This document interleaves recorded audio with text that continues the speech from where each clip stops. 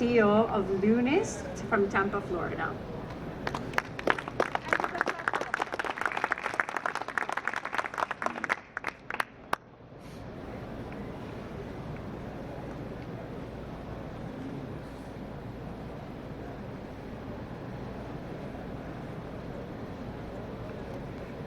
Human connection is what drives medicine.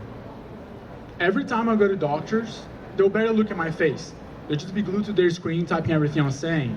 And after interviewing over 50 doctors, along with my co-founder, we figured doctors spend 2 to 4 hours a day writing clinical notes. And everyone agrees here that AI should fix this. Now, here's the strange part. Every doctor knows AI scribes exist, but almost none of them use them though. There are two main reasons why. First, most AI scribes nowadays, they work by secretly recording the patient conversation, trying to generate a summary out of that. That's not a lawsuit. $5,000 under California wiretap law. Doctors are scared and they should be. Most AI scribes nowadays, they are missing out on what's a great clinical note. They believe the transcript of the patient-doctor chit-chat could generate a great clinical note, and that's not true. A great clinical note is a doctor's reasoning, something they're never gonna say out loud in front of the patient. And that's what we did. Instead of doing what everyone's doing, we're doing the opposite. We don't record the patient, and instead of just pushing a generic clinical note like everyone else is doing, we reverse engineer notes from top doctors across the country, Yale, Johns Hopkins, MIT, and we developed a guided dictation system, allowing any doctor to write like the best doctors in the country. Under 45 seconds, note and billing into the EHR. Now, there's a market that we're getting traction and almost no one's looking at. That's Latin America. 1.5 million doctors, underserved, growing fast, and Brazil alone is on track to add 400,000 doctors by 2035. We're different for 3 reasons. We run to the EHR, we're built for Latin America where no one else is looking, and we guide the doctor, section by section, without recording the patient. Doctors are using us on real patients. We piloted in Brazil with cardiologists, we expanded here in the US, we are currently in conversations with doctors at Albert Einstein Hospital, Sírio-Libanês, Yale, and others.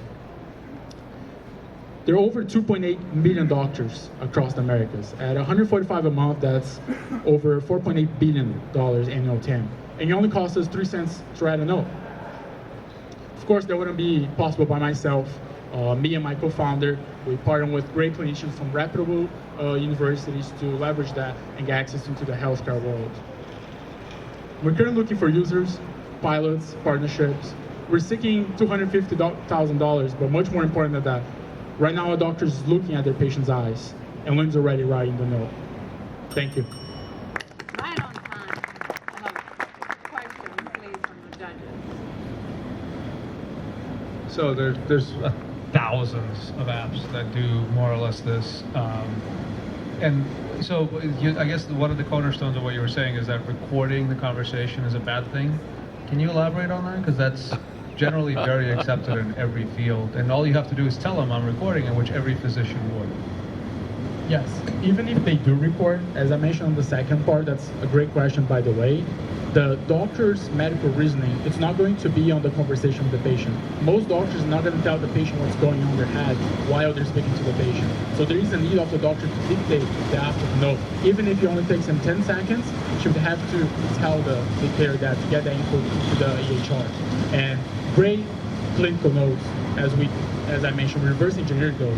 They have medical decision-making section. They're not just a summary of the consultation. So, but then how are you writing the note? Because you're taking a templated answer from somewhere else and applying it to a totally different setting.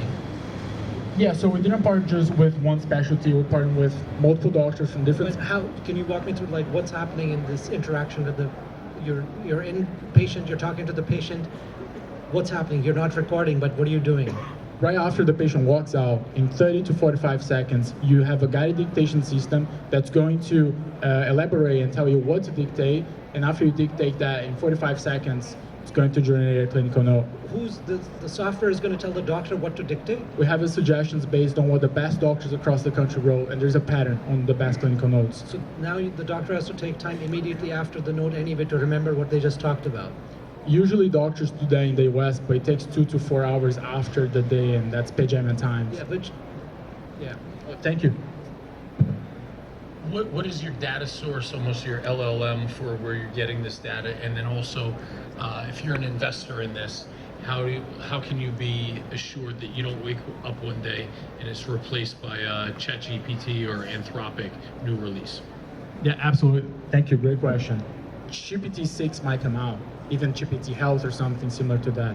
Our wedge is not on the model, but it's on a guided dictation system built from pattern between the best nodes across the country.